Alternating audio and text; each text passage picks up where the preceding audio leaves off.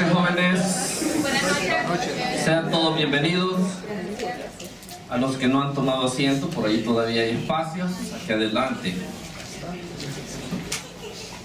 Quiero darles la más cordial bienvenida y decirles a los que no lo saben un anuncio muy importante. La próxima semana es el Congreso de la Carrera Ciencias de la Comunicación, 14, 15 y 16. Son 3 días intensos. Los boletos están a la venta. Vendidos aquí pues a 200 lempiras por los 3 días, pero ya en taquilla creo que van a subir mucho más. Bueno, espero que colaboren con eso. Son temas muy importantes y queremos contar con su presencia. Hemos querido hacer esta conferencia sobre el realismo cinematográfico para que conozcamos de lo que somos capaces de hacer los hondureños, y aprovechando la presencia aquí de la compañera Sara Tabasoli Sea, para quien pido un fuerte aplauso.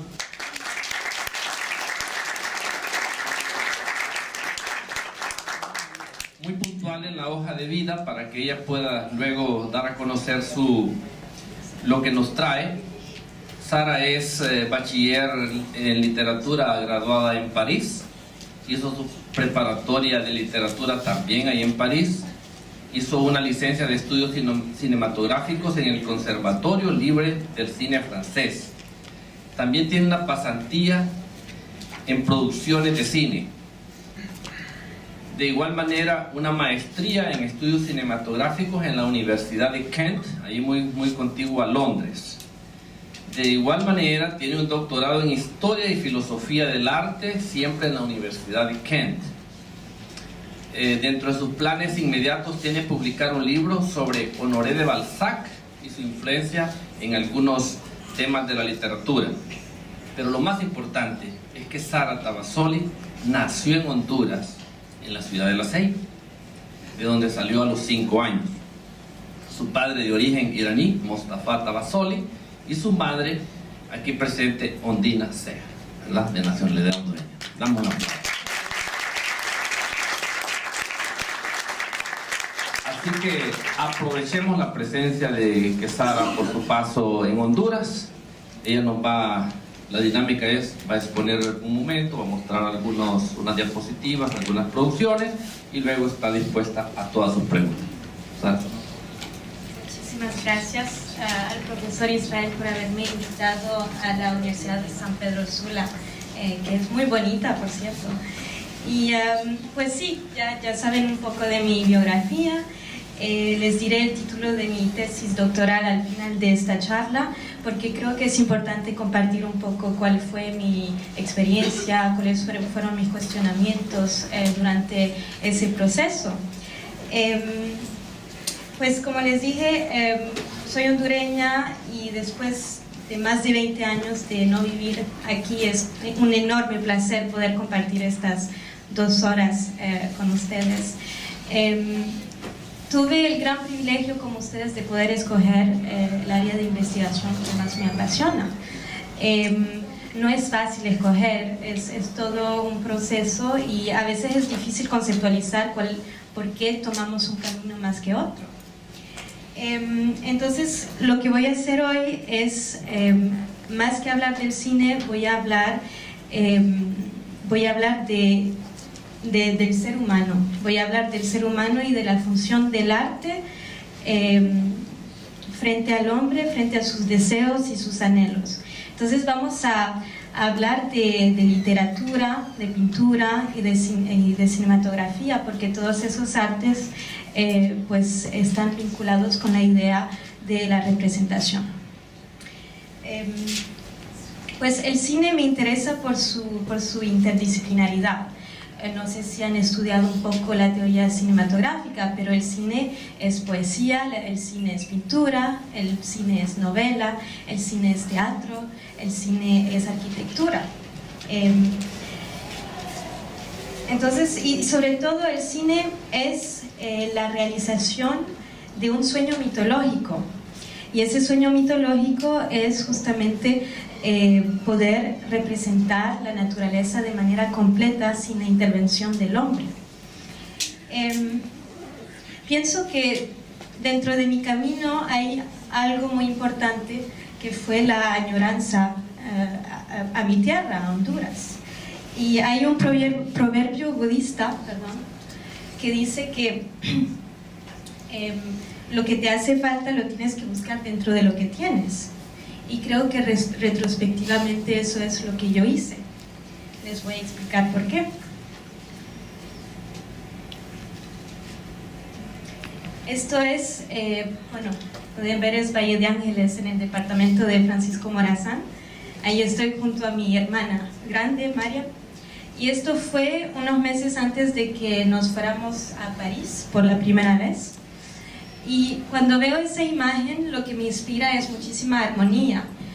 Teníamos como esa sensación de formar una unidad con la naturaleza que estaba ahí, con los árboles, con los animales, como por ejemplo los pájaros carpinteros, con los colibríes, con todos los insectos que hay allá, como las luciérnagas, etc.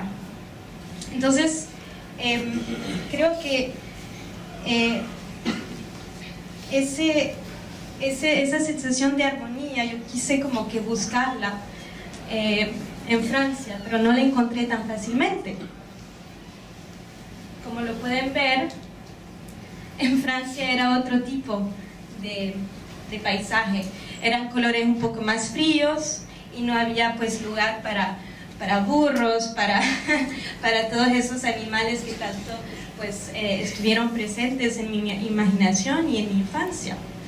Entonces quise entender por qué había tanta melancolía dentro de mí cuando quería como que buscar esa armonía, y entonces me di cuenta que ese querer formar parte de algo, ser parte de una unidad, ser parte de una totalidad, es algo que uno ha buscado desde la prehistoria, porque el arte es lo que nos hace distinto a los animales.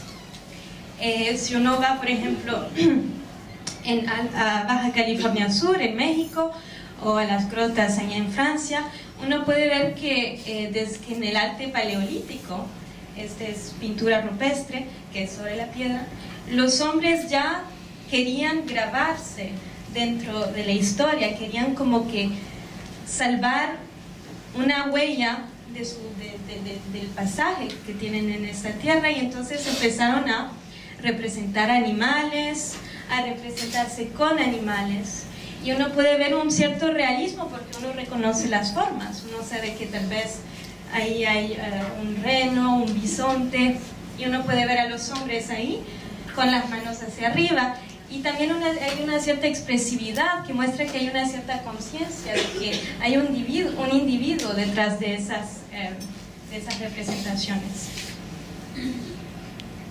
Si uno va del otro lado del Atlántico, en las cuevas de Lascaux, también uno ve que hay un arte narrativo que ya se había puesto, que ya estaba casi establecido en esa época. Aquí tenemos a un bisonte que está herido, con sus entrañas que están saliendo, y podemos ver ahí a un hombre que parece como muerto, ¿verdad? Tal vez herido por el bisonte. Entonces hay también un deseo de contar historias a través del arte. Y aún más interesante es que en esa época, 30.000 años atrás, ya había un imaginario mitológico. Habían unicornios, habían también un brujo, un hechicero, un dios cornudo, no se sabe, en la ruta de los Tres Hermanos, en el Midi Pirineos en Francia. Entonces esas imágenes no se pueden realmente interpretar, uno no sabe exactamente qué tipo de religión era esa, pero uno ve que ya había un vínculo entre el hombre y el más allá, y eso es muy importante, porque dentro de la representación hay un deseo de como que conectarse con un universo sobrenatural, como formar parte de una totalidad. Y eso es un principio aristotélico que se llama la mímesis. Es Aristóteles que, al contrario de Platón, dijo que el arte no era inferior a la naturaleza, sino que la completaba. El arte trasciende la naturaleza porque es autónomo, es algo que permite al hombre acceder a una cierta universalidad. ¿Qué quiere decir eso? Quiere decir que a través de la poesía épica griega, la tragedia o la comedia, los hombres podían, podían identificarse a las acciones humanas representadas y a través de eso aprender, pero también gozar. Y esos son dos principios clásicos: el placer al ver el arte, pero también el arte didáctico, poder aprender algo sobre la vida.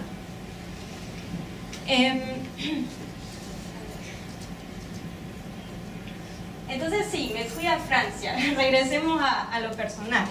Me fui a Francia y me sentí justamente un poquito marginalizada porque mi apariencia física, mis experiencias y mis creencias de lo alto de mis 5 años pues no coincidían, no pegaban realmente a la sociedad burguesa francesa con sus tradiciones, con su idioma, con su modo de pensar. Entonces lo que yo hice en ese entonces es leer.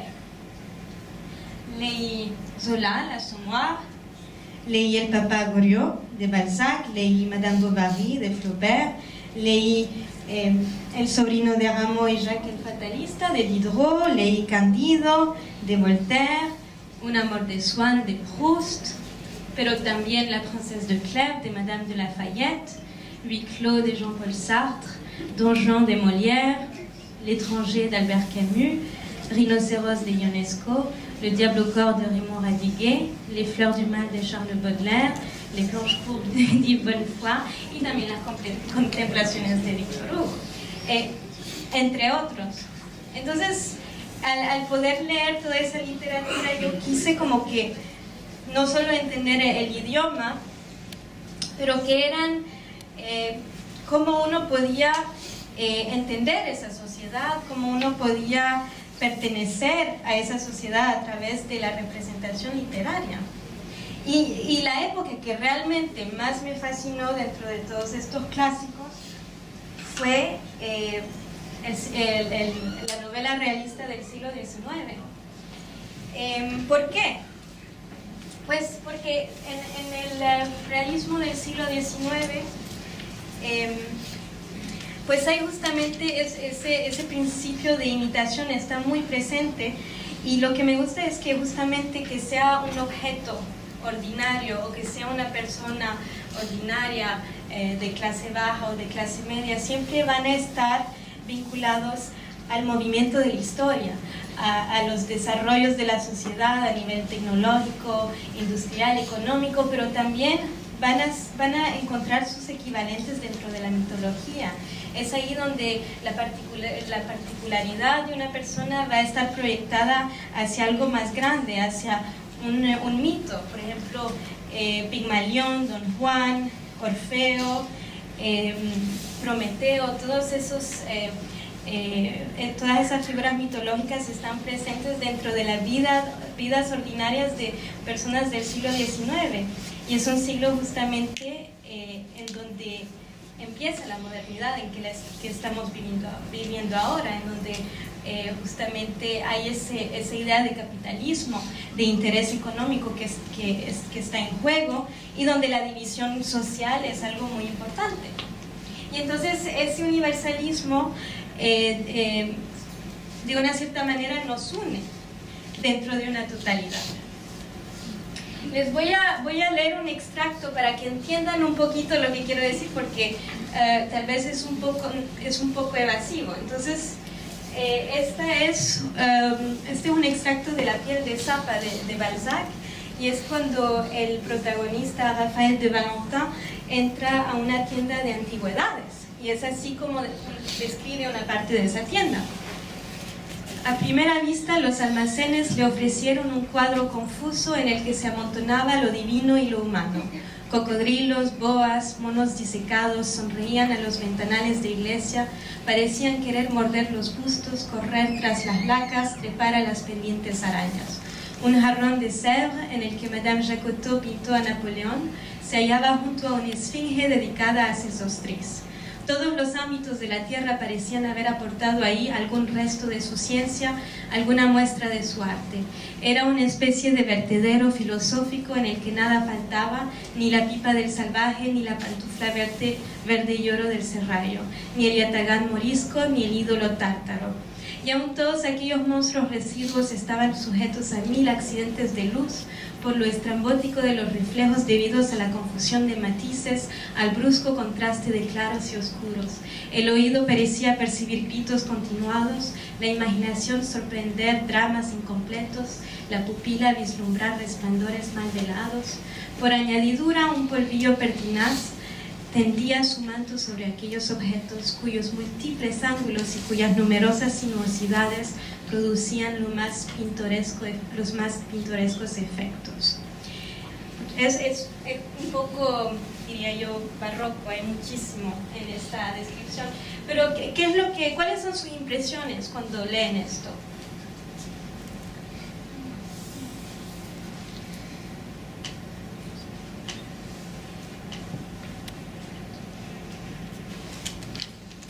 Nivel de cada detalle, mucho detalle específico de todo lo que les observa. Sí, muchísimo detalle, entonces uno pudiera como que visualizarlo. Eso es casi una pintura, ¿verdad? ¿Algún comentario más?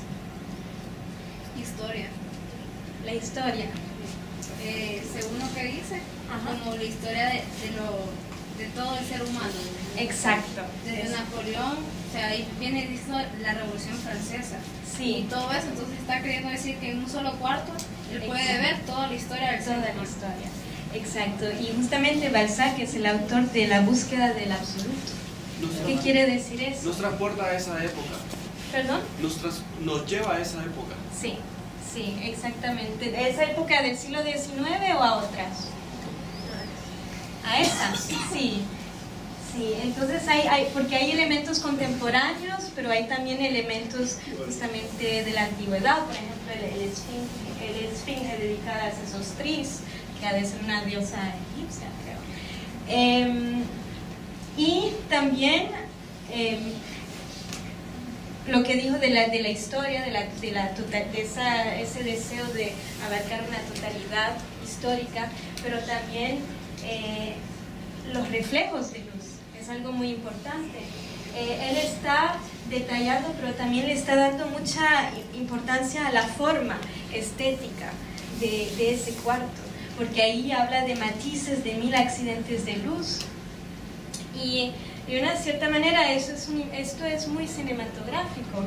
En esa época, en el siglo XIX, como les dije, era una época de enormes desarrollos científicos, y prevalía en esa época el empirismo, que es el principio de que la experiencia es la base, puede ser la base de un cierto conocimiento.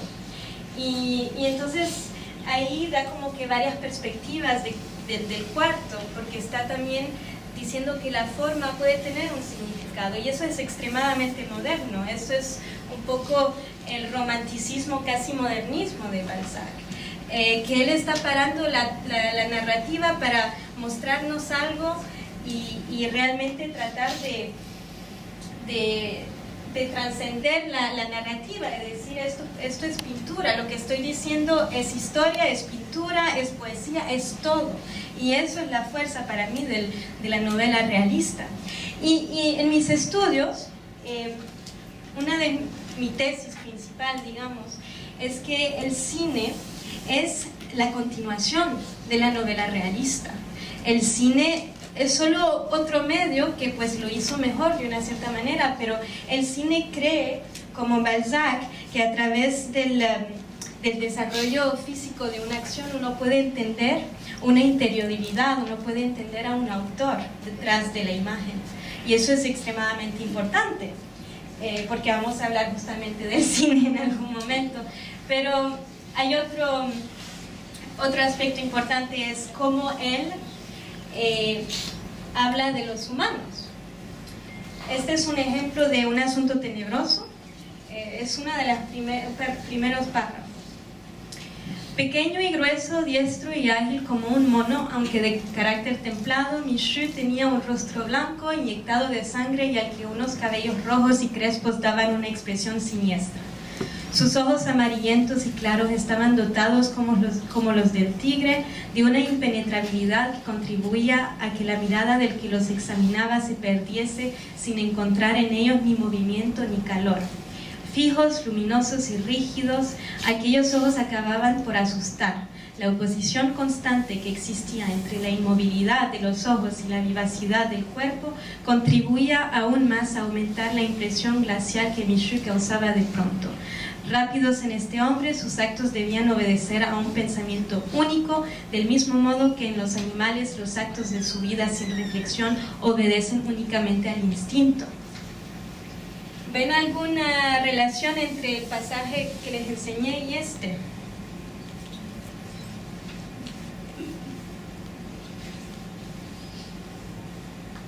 La descripción que da acerca de lo que está pasando, lo que está viendo. Sí, la descripción es, ¿verdad? La descripción que él da acerca de lo que él está observando. Sí, exactamente. Entonces es una descripción de una apariencia, entonces otra vez como que la narrativa se para observar casi una pintura, lo pudiéramos pintar con todos esos detalles, ¿verdad? Y ahora hablemos justamente de lo que dijo usted, de eso de que dentro de ese cuarto habían como que todas las historias entrelazadas. Aquí tenemos otro tipo de historia, que es una historia casi, ¿cómo se llama?, antropológica, biológica, de justamente de la evolución, perdón, del hombre. ¿Quién me puede decir más sobre eso?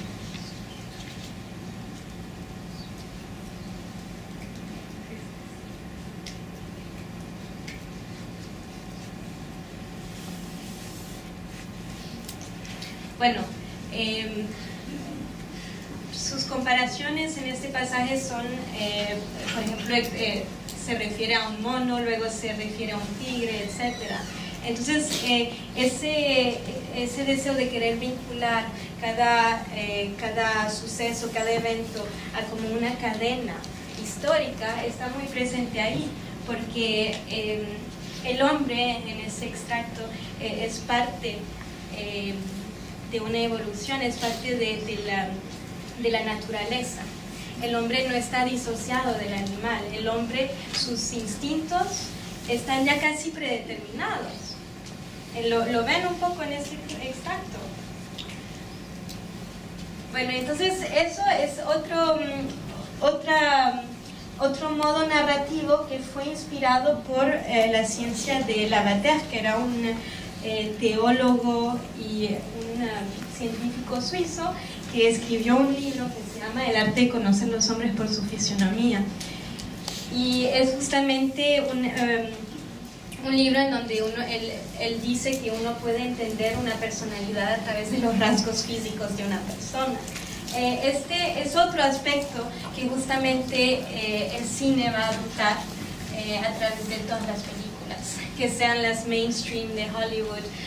Los rasgos físicos, el casting va a ser una etapa muy importante. ¿Por qué? Porque están muy apegados a justamente la literatura realista.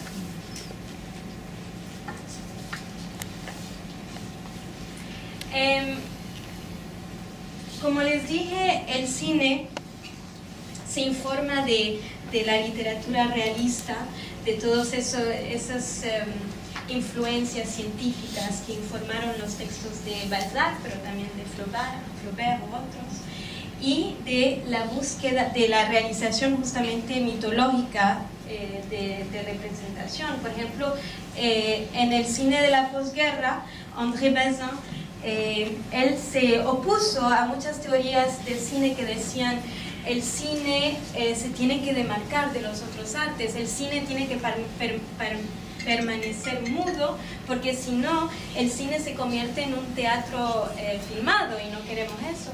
Y Bazin su revolución fue después de la guerra decir, miren, no, el cine justamente se demarca porque él abarca todos los artes.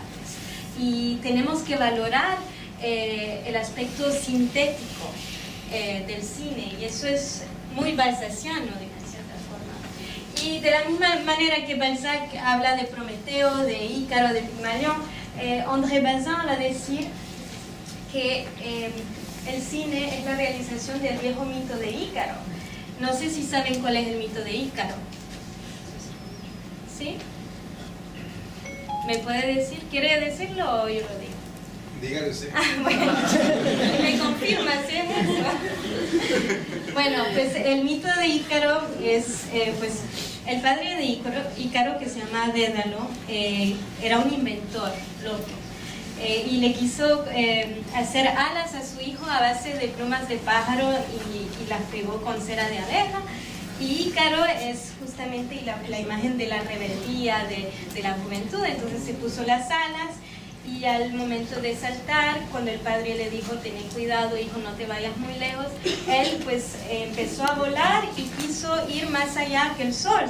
Y lo que le pasó es que el sol le quemó las alas. Y entonces pues cayó. La caída de Ícaro ha sido representada en el periodo clásico, romántico, etcétera, y justamente es un mito sobre la rebeldía, la travesía del hombre en general, porque siempre los mitos tienen que ver con nuestros deseos más universales y profundos. Entonces el cine, dice el viejo mito de Ícaro ha tenido que esperar al motor de explosión para bajar del cielo platónico, pero existía en el alma de todos los hombres de todo hombre desde que vio volar a los pájaros. Y también habla de la sábana santa o el santo sudario.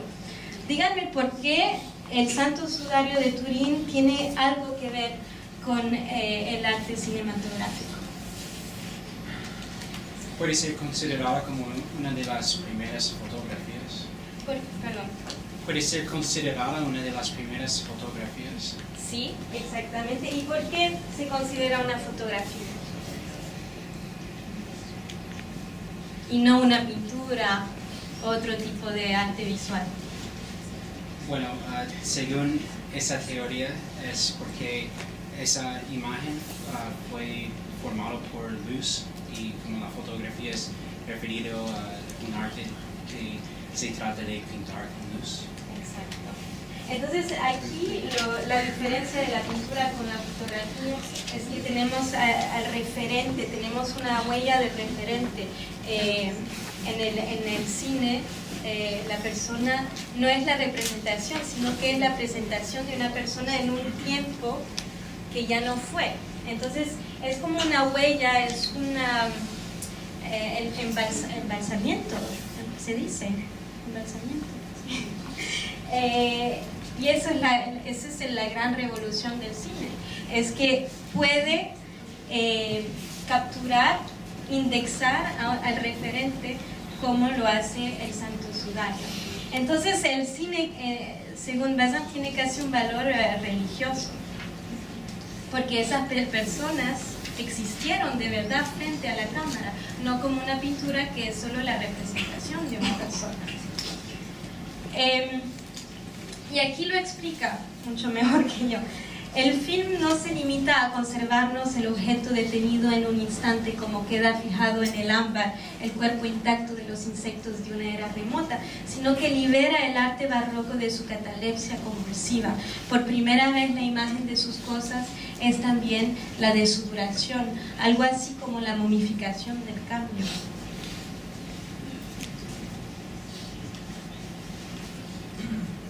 Voy a enseñar un poco una de las primeras películas.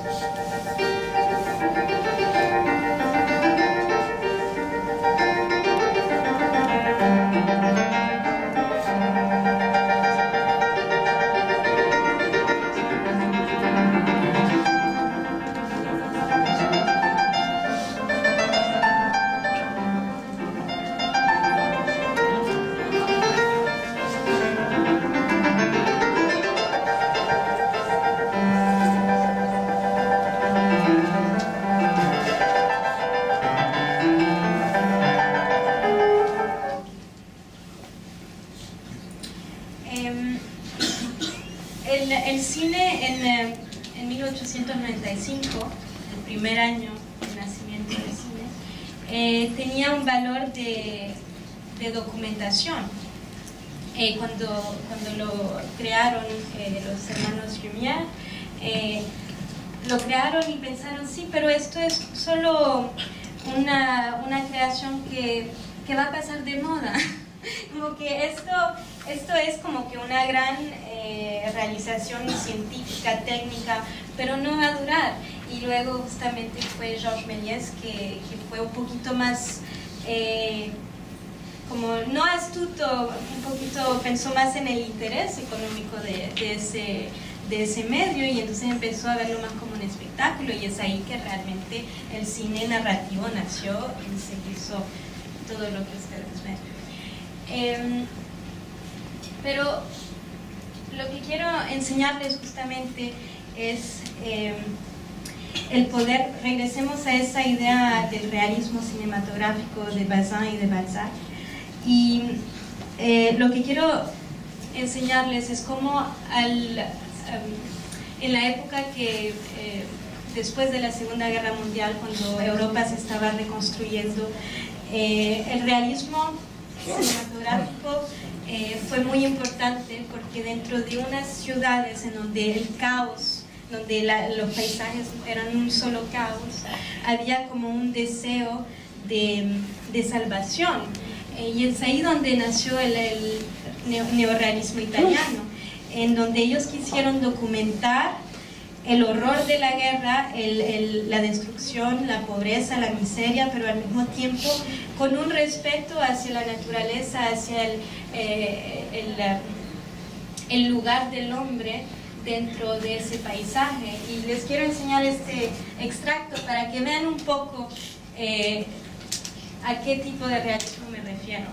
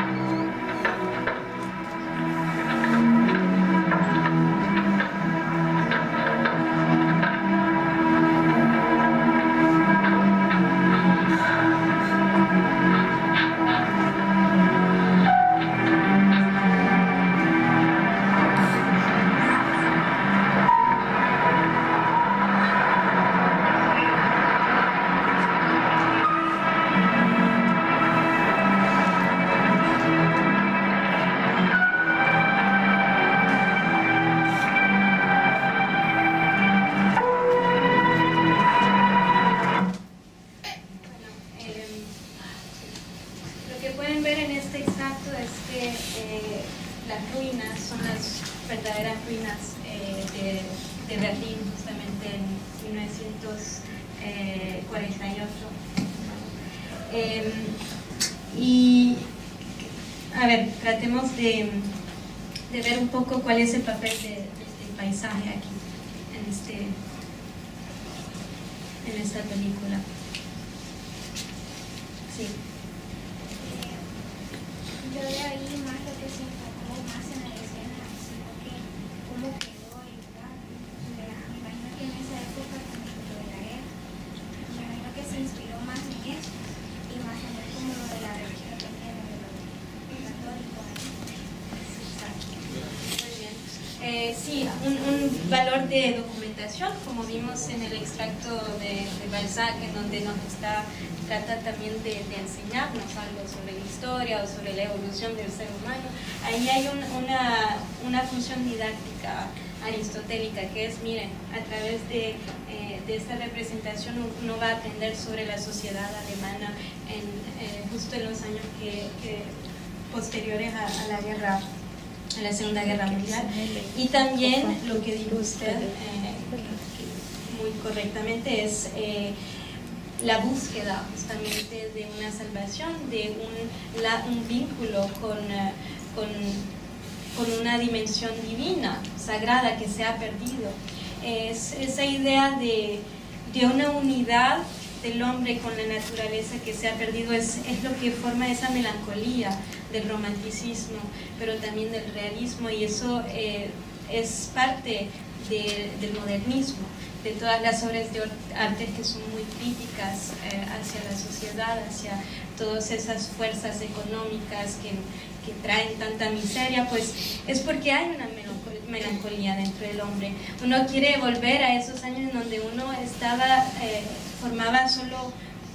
formaba una cierta armonía con su entorno, sin tanta división social. Y estas películas justamente buscan esa dimensión metafísica a través de planos, secuencias y de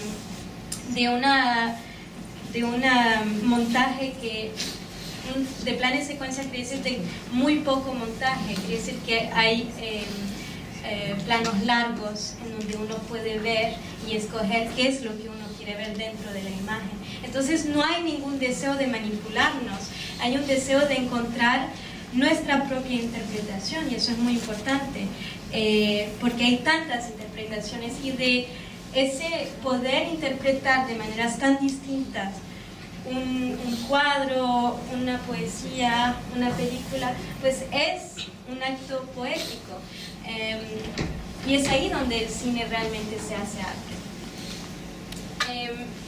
Les voy a enseñar, quiero que justamente vean el lado, que vean este personaje como la metáfora de esa generación. La película, no sé si la han visto, se llama Alemania Año Cero, de Roberto Rossellini. Termina pues con el niñito que sube ahí y se suicida. Es bastante trágico, pero es la voz de una generación. Y en los años 60 hubo otra generación que se llama la Nouvelle Vague, y ahí pueden ver algunos paralelos en esta escena.